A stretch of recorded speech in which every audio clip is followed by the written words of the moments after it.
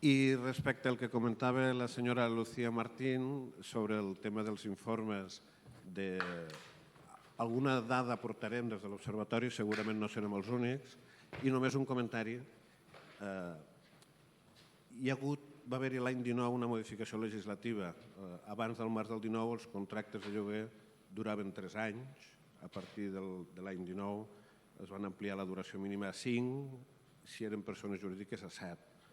Ho dic perquè el que nosaltres hem observat des de l'Observatori, perdoneu la redundància, és que el que seria l'estoc de lloguer va creixent a la ciutat de Barcelona. El que seria el percentatge de llars que viuen de lloguer va creixent. Una altra cosa és l'evolució dels contractes. Si tenim durades més llargues, és lògic que hi hagi un acabament. Del 19 al 22 passen 3 anys, per tant, diguem-ne, estaríem ara des de finals del primer trimestre en aquell punt en què ja no queden contractes anteriors i, per tant, hi ha una perllongació. O sigui que tots aquests temes entraran, no m'estendré més. Faré una presentació molt breu del senyor Constantin Colodín. Ell parla castellà, tot i que ve, crec, de bastant més lluny. Actualment està a Berlín, en un centre molt reconegut internacionalment, el DIW. Va fer el doctorat a l'Autònoma. És una sort poder tindre amb nosaltres i res. Tot teu l'escenari. Constantin, moltes gràcies per vindre. Bon dia a tothom. Moltes gràcies per la invitació de venir aquí, de Berlín, i participar en aquest seminar. No vaig a parlar en català perquè fa temps que no hi parlo, per tant vaig a continuar en castellà.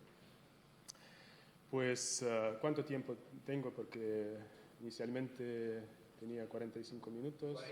40, vale. Pues hoy voy a hablar sobre las formas de control de alquileres y las consecuencias, los efectos de este control a partir de la literatura empírica. Pues voy a comenzar desde el principio a todo, que el problema de la vivienda asequible es un problema muy antiguo. No es la primera vez que ha aparecido en nuestros tiempos, sino que hubo también durante el Imperio Romano, lo que vamos a ver a continuación en unos minutos. Y bueno, se trata, a mi opinión, sobre todo de un problema crónico de las áreas urbanas. Pues una vez que han aparecido las ciudades, ha aparecido enseguida el problema de vivienda asequible, o sea, la relación entre el coste de la vivienda y los ingresos de los inquilinos o de otra gente que está comprando o alquilando las viviendas. Pues, ¿por qué aparece este problema? Pues hay varias razones. Yo estoy convencido de que son sobre todo las razones económicas. En primer lugar, hay varios choques que afectan al mercado de vivienda. Por ejemplo, la demanda. El primer choque es el crecimiento de la población, por ejemplo, como resultado de la inmigración, cuando de un golpe la población sube de varios miles de personas. Por ejemplo, en Berlín, creo que podemos decir también lo mismo sobre Barcelona, pero no conozco también los datos de Barcelona. Pero en Berlín, por ejemplo, hace algunos años, la inmigración anual era como 40.000 personas, la población de una pequeña ciudad, ¿no?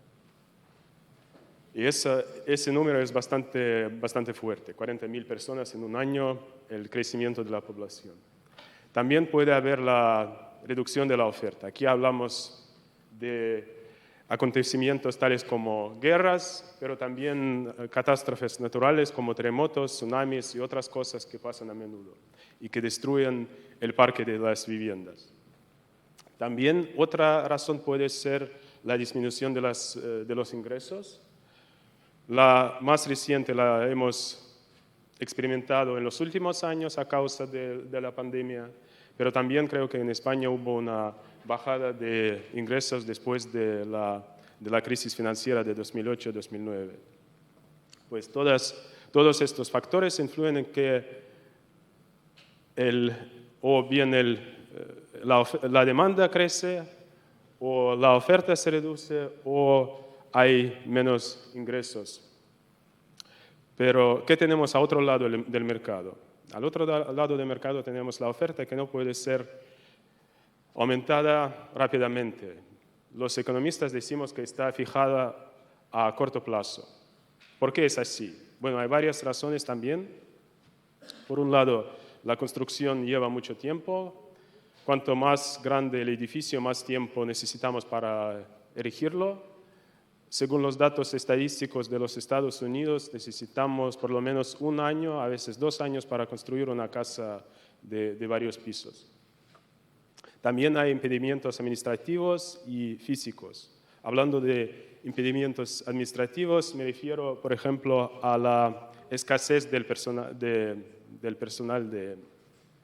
la gente. Por ejemplo, no sé cómo aquí, pero en Alemania hay un gran problema a la hora de obtener el permiso de construir, porque durante muchos años la gente, bueno, como las predicciones demográficas eran muy pesimistas, como no había crecimiento de la población, disminuían el número de personas empleadas en aquellos servicios. Y es imposible reactivarlo enseguida. Hablando de impedimentos físicos, esto conocemos no solamente de Berlín, pero claro también aquí. Cuanto más se construye, menos espacio se queda. El espacio no es tan conveniente para construir. Los terrenos tienen una forma no adecuada, no idónea. Y bueno, hay que a veces derribar a los antiguos edificios, lo que requiere más tiempo, dinero y, claro, influye en el hecho de que la oferta no puede ser extendida rápidamente dentro de pocos años. Esa no es una respuesta a la pregunta hecha por el señor Costas, pero es una parte de la respuesta a esta pregunta. Bueno, lo que pasa, tenemos la demanda que crece rápidamente, la oferta que no puede ser extendida. Lo único que puede aumentar en estas condiciones son los precios. En este caso, por ejemplo, los precios de alquiler. Lo que significa que el porcentaje de sueldo dedicado al alquiler sube. Esto es lo que llamamos el problema de asequibilidad. Cuando este porcentaje es por encima de 30% o 40%, hay varios criterios. Esto significa que la gente ya tiene problemas de asequibilidad. Y bueno, a esta hora muchas personas sientan de que ha habido un fallo de mercado y que el Estado tiene que intervenir. Y bueno, esto es lo que el Estado hace, no siempre, pero a veces sí, a veces no. Aquí he intentado hacer una especie de catálogo de las medidas de las políticas de vivienda aplicadas en varios países del mundo. Bueno, es un poco ad hoc la clasificación esta, pero aquí son las medidas restrictivas, aquí de fomento, ahí las que no he podido clasificar de otra manera. Bueno, los colores son de semáforo. Bueno, comenzando por las medidas restrictivas, voy a hablar un poco de control de alquileres, pero esto va a ser el foco de la presentación, pues ahora voy a decir solo un par de palabras. Pues aquí se trata de la restricción de los precios de alquiler o de su tasa de crecimiento. También tenemos protección de desalojos, que es una medida muy importante que ha sido introducida después de la Primera Guerra Mundial en muchos países, sobre todo en países europeos, y que se ha convertido en una parte integral de la regulación. Se trata aquí de la protección de los inquilinos de desalojos. Hay varias maneras de cómo hacerlo. Hay, por ejemplo,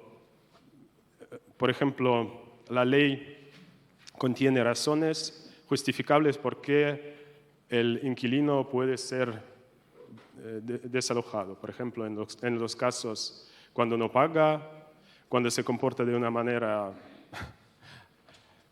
desastrosa, cuando daña el edificio o cuando el propietario necesita la vivienda para sí mismo o para sus familiares. O en algunos países, por ejemplo en Norteamérica o en algunos países de habla romana, hay también la duración mínima del contrato. Por ejemplo, el contrato no puede ser menos de 3 años. En este caso, por lo menos durante los primeros 3 años, el inquilino tiene seguridad de que no le van a echar de la vivienda. Otra medida importante que yo llamaría el racionamiento de vivienda. No se menciona a menudo, pero de hecho la aplicamos hasta ahora. Normalmente ha sido aplicada durante las épocas de crisis, las guerras, etcétera, etcétera. Pues, ¿qué es esto? Es una redistribución de la vivienda escasa. Por ejemplo, pueden haber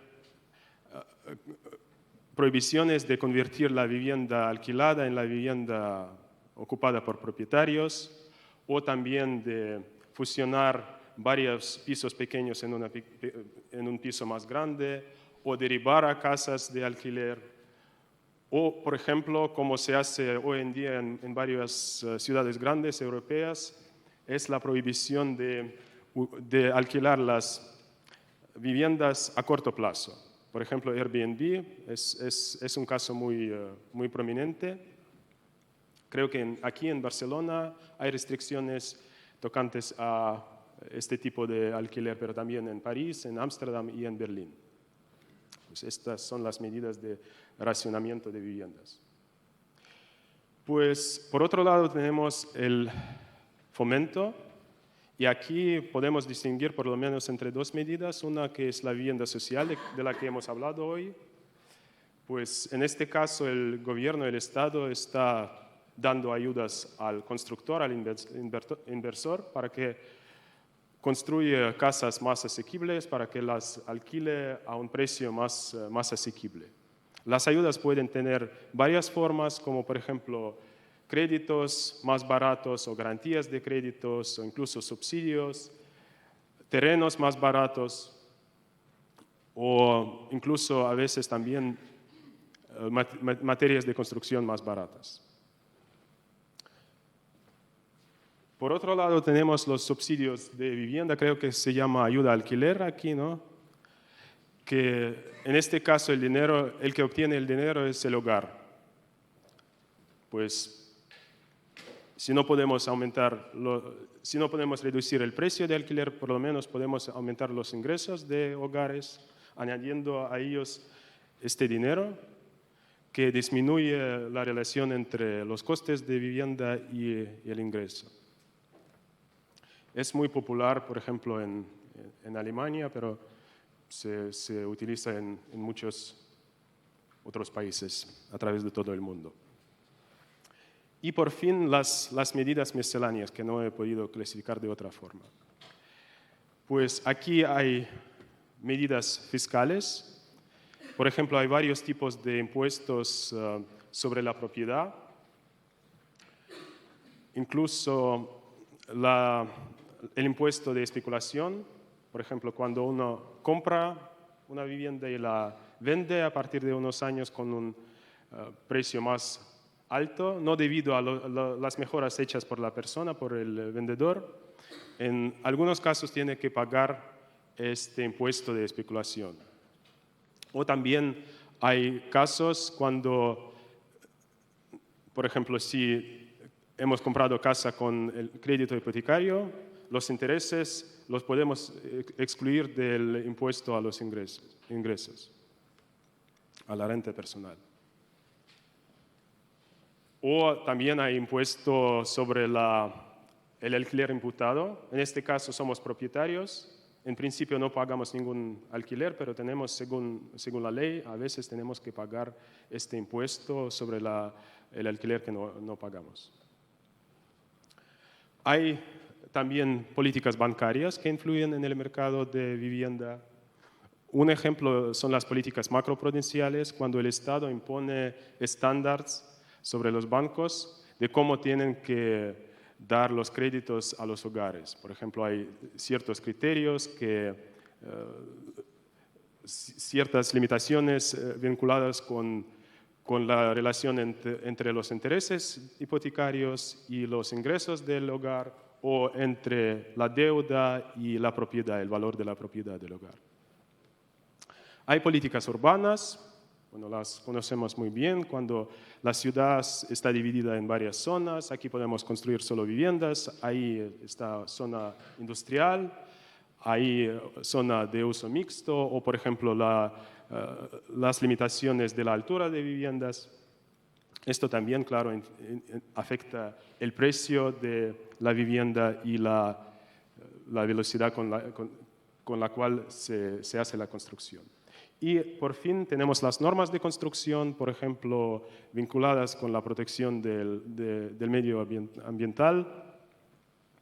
En países más nórdicos como Alemania, sobre todo es muy importante el vidrio, cuántas capas tiene el vidrio, 2 o 3, o si hay, por ejemplo, paneles solares para obtener la energía eléctrica, o el número de aparcamientos por hogar o por vivienda. Todas estas cosas están a menudo indicadas en las leyes y no podemos pasarnos de ellos. Esto, por lo tanto, significa que estas medidas afectan al coste de la construcción. Bueno, esto ha sido un excurso breve en las políticas de vivienda, y a partir de ahora me voy a concentrar exclusivamente o casi exclusivamente en la política del control de alquileres.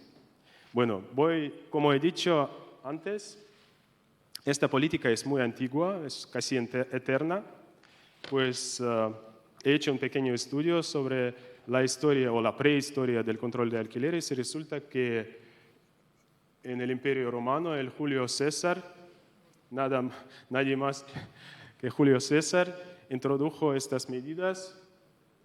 Bueno, se trata de extensión de alquileres por un año de ciertas categorías de inquilinos. Luego encontramos ejemplos también al otro lado del globo, en China, en Hangzhou, que ha sido una capital de China del Sur. Ahí hubo medidas similares, incluso hubo también viviendas sociales. Aquí no las he mencionado en esta tabla, pero tal vez en otra ocasión, cuando vamos a hablar sobre la vivienda social, podemos hablar más sobre estas políticas chinas del siglo XI y XIII. Y bueno, en la Edad Media hay muchos ejemplos aquí en Europa del Sur, sobre todo en Italia, en Francia, en Malta y en España, muchos ejemplos de control de alquileres. Creo que el primer ejemplo en España ha sido el año 1564. Fue aplicado en Madrid por la razón de que la ciudad, creo que 30 años antes, ha sido declarada la capital del reino, lo que significó un crecimiento explosivo de la población. Antes era un pequeño pueblo y de repente se ha convertido en la capital de un reino poderoso. Y bueno, el gobierno lo que ha decidido hacer es prohibir las subidas de alquileres. De hecho, esta medida ha sido conservada durante casi 300 años, hasta 1842, cuando ha sido cancelada por 100 años más o 80 años más. Y bueno, encontramos un ejemplo interesante en Lisboa también, en 1755. Es el año terrible para la capital lusitana porque hubo un terremoto seguido por un tsunami y por incendios. Pereció mucha gente, pero también muchas casas han sido destruidas y el gobierno ha decidido de reducir los alquileres. Y bueno, hay otros ejemplos, pero no voy a divagar más en esto, sino que de la dimensión temporal voy a pasar a la dimensión espacial. Una pregunta ustedes o vosotros, no sé si puedo tutearlos, ¿cómo piensen cuántos países han utilizado el control de alquileres en los últimos 100 años? No estoy hablando de los últimos 2000 años, pero en los últimos 100 años. Si eran pocos o muchos, o no sé. ¿Muchos? ¿Pocos? Bueno, hay dos extremos. Pues resulta que son muchos. El color rojo aquí, o rojizo aquí significa que el país en algún periodo ha utilizado una u otra forma de control de alquileres. Y bueno, parece que son todos los países que han hecho esto. Los países grises a veces son países que no han utilizado el control de alquileres, a veces son países sobre los cuales no tenemos ninguna información. Por ejemplo, Mongolia, no sé, ha sido un país socialista, por lo tanto debía que tener el control de alquileres, pero todavía no sé si se ha hecho esto. Afganistán tampoco. O Paraguay. Pero la mayoría de los países han experimentado con el control de alquileres. Bueno, y ahora es el momento de hablar un poco sobre las formas de control de alquileres, que en los últimos 100 años ha habido varias transformaciones económicas y sociales, y el control de alquileres no ha sido una excepción. Pues hay varias clasificaciones de la evolución del control de alquileres. Yo prefiero esta de 2 generaciones. A veces se habla de 3 generaciones, pero sinceramente no entiendo qué significa la tercera generación. Pues la primera generación es históricamente la primera, por lo tanto se llama la primera, aunque ya vamos a ver que se usa ahora mismo también. Pues es más estricta, significa la congelación de los precios de alquiler. Pues el precio queda congelado por un decreto del Estado y hay varios métodos de cómo hacerlo. Por ejemplo, los alquileres quedan al nivel que han tenido a una cierta fecha, antes de un acontecimiento importante. Yo creo que esta fecha es de una ley española. No sé qué ha pasado en 42, porque la guerra civil ya se acabó por aquel entonces, pero en una de las leyes ha sido utilizada esta fecha, pues los alquileres que se pagaban al 1 de enero de 1942 quedaban congelados. En algunos países o en muchos países, por ejemplo, de América Latina, hay el método de porcentaje fijo del valor de la vivienda. Pues si, por ejemplo, una vivienda cuesta 1 millón de euros, el alquiler anual no puede exceder de 2% de este valor, que significa que no puede ser más de 20, si no me equivoco, 20.000 euros por año. Claro, como el valor locativo no cambia a menudo, esto significa que el precio de alquiler queda congelado. También hay un método muy popular, especificar una suma de alquiler. Aquí tenemos 2 ejemplos, no sé si podéis verlos o no, pero bueno, lo voy a contar. Esta es una tabla de una ley austriaca de 1917. Aquí tenemos varios tipos de ciudades y aquí 2 tipos de viviendas. Y en las celdas tenemos el precio de alquiler anual. Aquí tenemos una tabla, no sé bueno, no se ve, pero bueno, es una tabla de la ley reciente de Berlín de 2020.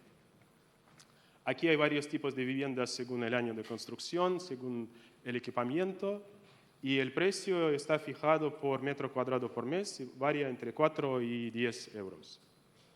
Pues es un ejemplo más reciente. De hecho, es la famosa, creo que es famosa, por lo menos en Alemania, es la famosa Mietendeckel, o el famoso Mietendeckel, que es un capo de alquileres que ha sido adoptado en 2020 y como la ley catalana ha sido cancelado tras un año por la Corte Constitucional. Por no ser, por la razón de competiciones, o de competencias. Y bueno, una vez el alquiler congelado no puede ser cambiado sin la decisión de las autoridades. Incluso las autoridades pueden decidir de bajar los alquileres, como ha pasado muchas veces en la historia. La segunda generación es mucho más flexible. Significa que al principio el precio está fijado a través de una negociación libre. Es un caso ideal, claro. Pero, bueno, en este caso ideal, el precio inicial del contrato es el precio de mercado. Pero luego, durante la vigencia del contrato, hay ciertas limitaciones sobre la tasa de crecimiento del precio de alquiler. Y aquí hay también varios métodos. Por ejemplo, el índice de precios al consumo, o como aquí en España, no sé, es el índice de garantía de competitividad. Creo que era parte de la ley catalana, ¿no? Que es una especie de mezcla de índices de precio a consumo de varios países. Pues España comparada con el resto de la Unión Europea y que se incrementaba mucho más lentamente que el índice de precios al consumo. En la Suiza se usa el tipo de interés bancario como el límite de incremento de los precios de alquiler. En Brasil, el curso de obligaciones reajustables de Tesoro. No sé por qué lo hacen, tal vez para ellos es la mejor medida de la inflación.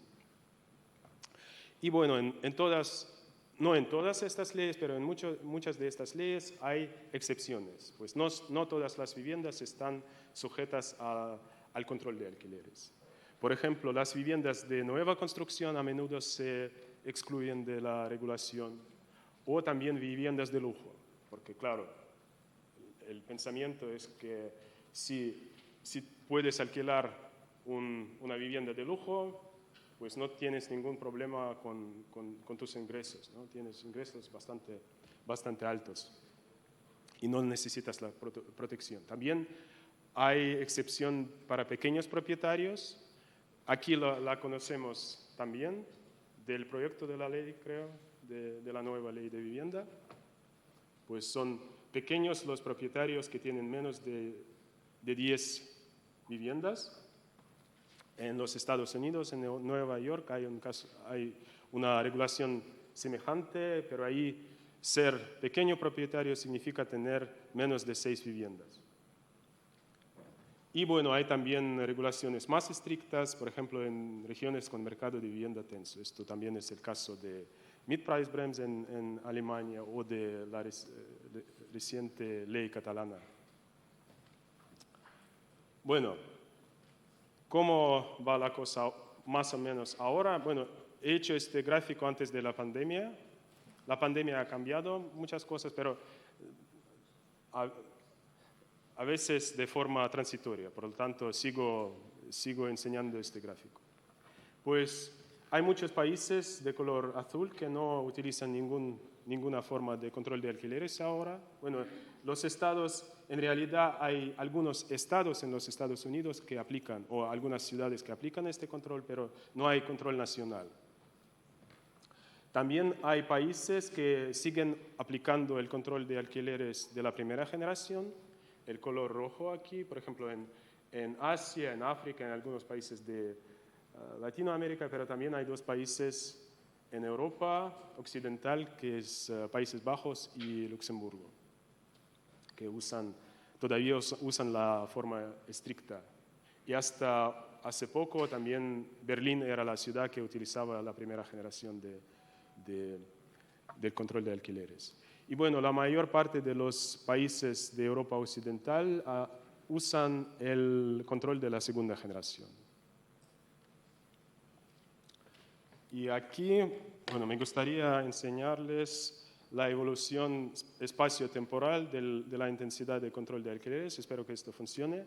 Pues el color blanco significa que no hay ningún control de alquileres. El color negro significaría que hay un control muy estricto de la primera generación que se aplica en todo el país o en todas las áreas urbanas. Y bueno, varios grados del gris significan varias intensidades del control. Y el color amarillo significa que no tenemos datos sobre el país correspondiente. Bueno, vamos a ver. Pues comienza la Primera Guerra Mundial, más países introducen el control de alquileres. Una vez la guerra acabada, empieza un largo proceso de regulación, pero en la segunda mitad de los años 30, con la Segunda Guerra Mundial, empieza a una escala aún más grande.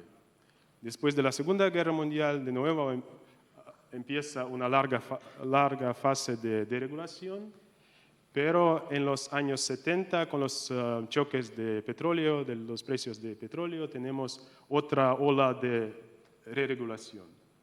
Y en los años 90, muchos de los países del bloque europeo, de Europa de Este, han eliminado por completo el control de alquileres. Otra ola la encontramos en los años 2010, cuando Francia, Alemania han empezado a introducir el control de alquileres y luego la pandemia, claro, ha sido un incentivo muy importante para introducir el control de alquileres, incluso de la primera generación en varios países del mundo. Bueno, esto es más o menos lo que iba a decir sobre el control de alquileres, pero todavía tengo algo más que decir. Espero que tengo un poco de tiempo. Bueno. Ahora vamos a hablar sobre los efectos del control de alquileres. Hemos conocido a él, ya lo conocemos como nuestro mejor amigo desde hace siempre, sobre todo aquí en España. Y bueno, ahora vamos a ver qué efectos puede tener el control de alquileres, que también ha mencionado el señor Costas al principio de esta charla. Pues he analizado más o menos 150 estudios sobre los efectos de control de alquileres, estudios empíricos. Pero aquí les enseño solamente los resultados obtenidos en 94 estudios. ¿Por qué? Porque son estudios publicados o en revistas científicas, no cualquiera, sino esto creo que ha sido un comentario de usted, que necesitamos estudios basados en ciencia y en datos, ¿no? Sobre efectos, por ejemplo, del control de alquileres. Pues aquí hay estudios publicados o en revistas o como capítulos de libros, estudios empíricos. La primera cosa que vemos es que, bueno, yo he puesto aquí la mayoría de estudios sobre los Estados Unidos, es un poco una exageración, pero vemos que un tercio de los estudios proviene de los Estados Unidos, ¿no? Aquí arriba. Y los demás son de otros países del mundo. Pues hasta ahora ha sido un enfoque especial sobre los Estados Unidos, pero la situación cambia. En los últimos años han aparecido muchos estudios sobre otros países, otros casos. Y vemos que, por ejemplo, los estudios dedicados a Europa son como 50% de todos los estudios hechos hasta ahora. Los de América del Norte son como 40% y el resto es el resto del mundo, ¿no? Aunque desde el punto de vista de población, el gráfico sería muy distinto. Pero bueno, esto ya vendrá, porque la medida es muy popular y cada vez se habla más y más de ella. ¿Cuáles son los efectos que se estudian en la literatura? Pues aquí he podido contar 20 efectos, pero bueno, claro, depende de la clasificación, porque siempre se usan, no siempre, pero a menudo se usan nombres distintos para el mismo efecto. Pues la forma de este gráfico depende también de mi clasificación subjetiva de los efectos. Los más importantes tienen que ver con los alquileres controlados, ¿sí? O sea, los precios de las viviendas sujetas al control de alquileres. También hay muchos estudios dedicados a la movilidad, a la propiedad, a la construcción, calidad de viviendas, alquileres no controlados y oferta de las viviendas. Pero también hay efectos más exóticos, diría yo, por ejemplo, bueno, sobre la segregación, sobre el número de viviendas vacías o inigualdad, incluso matrimonios. Pues parece que que vivir en una vivienda controlada puede ser nocivo para formación de matrimonio. Bueno, hemos hablado el señor Costa ha hablado sobre la emancipación y bueno, por lo menos hay un estudio que estudia, que investiga esta cuestión. No para España, para otro país, pero creo que es un estudio bastante interesante. Y bueno, nosotros nos vamos a concentrar solamente en los efectos más estudiados, o sea, aquí he utilizado como criterio el efecto que ha sido estudiado por lo menos en siete publicaciones distintas. Pues son 7 efectos. Y aquí lo que tenemos, 0 significa que el efecto es negativo, estadísticamente significativo. 0 que no hay ninguna significancia, pues el efecto no existe, y más significa que el efecto es estadísticamente positivo. Pues tenemos 45 estudios sobre el efecto del control de alquileres sobre los precios de alquiler controlados. Y aquí vemos que 40 estudios de 45 han encontrado un efecto estadísticamente significativo negativo. O sea, parece una historia de éxito, ¿no? Porque una vez introducido el control de alquileres, los precios de alquiler de viviendas controladas bajan. Esto es lo que intentábamos hacer. Pero como ha sido mencionado varias veces hoy, hay también efectos no deseados. Esto no quiere decir que son siempre negativos desde el punto de vista de la sociedad, del bienestar, pero por lo menos son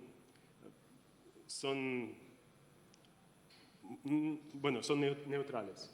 ¿Cuáles son estos efectos? Bueno, el primer efecto es la movilidad, que en este caso la mayor parte de los estudios muestra que el efecto es negativo. O sea, una vez introducido el control de alquileres, la gente que vive en las viviendas controladas no tiene muchos incentivos de dejarlas, por varias razones. Bueno, la más importante es porque tiene miedo de no poder encontrar otra vivienda con el precio tan atractivo, a veces con la ubicación tan atractiva. Por un lado es una cosa negativa porque disminuye la movilidad del trabajo y afecta el dinamismo de la economía. Por otro lado, también podemos decir que es una cosa buena porque es una relación estable de alquiler y sobre todo para la gente de la edad avanzada que tiene problemas de movilidad. No estoy hablando de movilidad física, pero movilidad social. El de dejar sus círculos sociales puede costar mucho para esta persona, pues en este sentido es un efecto positivo. Además, pasa esto también porque el control de alquileres va mano a mano con la protección de desalojos. Y no creo que siempre los estudios estos separan los dos efectos uno de otro. El otro efecto es el efecto sobre propiedad. Bueno, puede ser que es un efecto neutral, porque es difícil decir si está mal o bien ser un propietario. Bueno, en Alemania, por ejemplo, la mitad de hogares son inquilinos. Aquí 80% son propietarios. Pero interesantemente, hace 70 años aquí hubo al revés. Pues 20% eran propietarios y los demás inquilinos. Pues la cosa puede cambiar mucho, muy rápidamente. Y bueno, ¿cómo interpretar a este efecto positivo? Bueno, mi interpretación es que los propietarios, por un lado, no tienen incentivos de alquilar las viviendas por las que obtienen alquileres muy bajos. Otros precios suben, incluso los precios de materiales de construcción, de servicios de artesanos, de constructores. Solo el precio de alquiler queda congelado. Y bueno, por lo tanto, los propietarios intentan convertir las viviendas alquiladas en las viviendas, venderlas a propietarios, a otros propietarios. También puede ser el efecto puede ser causado por la razón de que los inquilinos que vienen a esta ciudad o forman nuevos hogares no pueden encontrar a viviendas controladas porque la movilidad está baja, la gente no se mueve de las viviendas controladas y bueno, están obligados a obtener, cuesta lo que cuesta, a comprar la vivienda propia y se conviertan así en propietarios. Pues lo que tenemos aquí es que la primera intención ha sido de proteger a los inquilinos, pero al fin y al cabo, tras unas décadas, han destruido el mercado, ¿no? Ya casi no hay inquilinos y hay casi solamente propietarios. Me acuerdo en 1984, no es que, bueno, yo ya estaba ahí, no es que participaba en la discusión, pero he leído la motivación de la ley de 1984, de la ley española. Pues por aquel entonces el motivo era de que ya no quedan inquilinos, tenemos que hacer algo, intentar recuperar este mercado que es muy importante. Y bueno, la idea era que el control de alquileres ha afectado negativamente a la proporción de los inquilinos y que hay que disminuir la regulación, la intensidad de regulación para aumentar el número de inquilinos. Pues resulta que es una relación en un sentido. Pues es muy fácil destruir al mercado de alquiler, pero con liberar las leyes es muy difícil de recuperarlo. Y bueno, tenemos también efectos más clásicos, más conocidos. La construcción, aquí no hay unanimidad. 7 estudios de 12, un poco más de la mitad, dicen que el efecto va a ser negativo, pero hay 4 estudios que no ven ningún efecto y un estudio con efecto positivo. Pues aquí no se sabe a ciencia cierta si el control de alquileres afecta realmente a la construcción, pero sí que afecta a la oferta. Y bueno, el otro caso clásico es el de calidad. Aquí tenemos casi la unanimidad, pues 9 estudios de 11 muestran que después de la introducción del control de alquileres, la calidad de las viviendas bajas. Pues el propietario ve que los otros precios suben, los precios de materiales también, pues y solo el precio de alquiler queda sin cambio. Pues, ¿qué voy a hacer? No voy a hacer obras para mejorar la vivienda y, claro, con el tiempo la calidad de la vivienda de las casas va bajando. Un ejemplo clásico es de Lisboa, con las casas que siguen siendo controladas desde la Segunda Guerra Mundial. Y bueno, la calidad de estas casas deja mucho de desear. Y bueno, otro efecto que no ha sido investigado mucho comparado con el efecto de los precios de alquileres controlados es el precio de alquileres no controlados. Porque he mencionado que hay, no siempre, pero a menudo hay varias excepciones de la regulación. Pues algunas de las viviendas quedan no controladas. Y bueno, lo que resulta es que el precio de estas viviendas no controladas sube. O sea, tenemos una redistribución entre los inquilinos que viven en las viviendas controladas y los que viven en las viviendas no controladas. Pues en las controladas el precio sube, en las no controladas baja. Pues los que viven que no han tenido suerte de vivir en las viviendas controladas pagan por la suerte de los demás que viven en las viviendas controladas, pagando el alquiler más alto. Nosotros hemos hecho un estudio sobre los efectos de este Mietendeckel en Berlín y bueno, hemos encontrado este efecto también, que los alquileres controlados han bajado muchísimo, pero también los alquileres de viviendas no controladas. Esta es mi última transparencia. Que alrededor de solamente Berlín estaba sujeto a la regulación y las viviendas pasamos la frontera de Berlín, ya no tenemos el control de alquileres. Y es precisamente ahí donde los alquileres han subido muchísimo, inmediatamente después de la introducción de este control. Dos últimas frases y aquí acabo mi presentación. Pues ya vemos que analizando una sola de las políticas, al principio he mencionado no sé cuántas, 12 políticas, pues este es tal vez la más investigada y bueno, ya vemos que solamente con una política hay un efecto deseado y un montón de efectos por lo menos neutrales, ¿no? Si añadimos otras políticas, ellas tendrían también sus efectos deseados y no deseados. Si las combinamos, no sabemos qué tipo de efecto vamos a obtener al final. Pues es muy importante investigar estos efectos de varias políticas para poder hacer decisiones razonables. Y este sería mi último mensaje. Muchas gracias.